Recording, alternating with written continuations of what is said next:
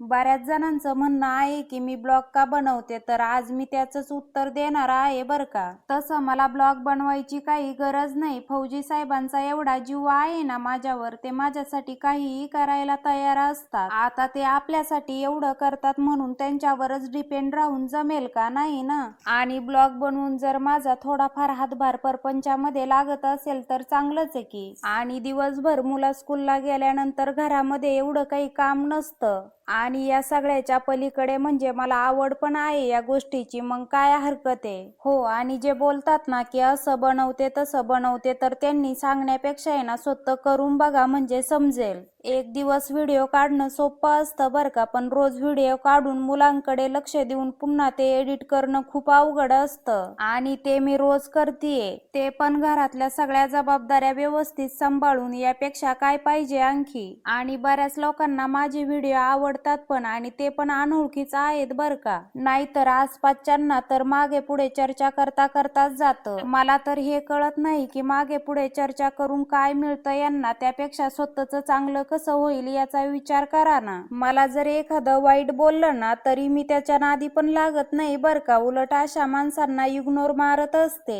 आज इकडं सकाळी सकाळी घरातली कामं आवरली होती. मुलांना स्कूलला सोडल्यानंतर पहिले कपडे वॉश करून घेतली. आता 2 दिवस झाले वहिनींचा कॉल येत होता बरं का, आणि त्यांनी भेटायला बोलवलं होतं. जायचं कुठं लांब नव्हतं बरं का, गावातच जायचं होतं, कारण गावामध्ये माझ्या 2 मावश्या आहेत. आज बऱ्याच दिवसातून तिकडे जाणार होते. तेथे गेल्यावर गेलो होतो शेतामध्ये फिरायला. मावशीच्या शेतामध्ये सीताफळाची झाडं होती. ते बघून लक्षात आलं की अरे, सीताफळांचा सीझन तर संपत आला.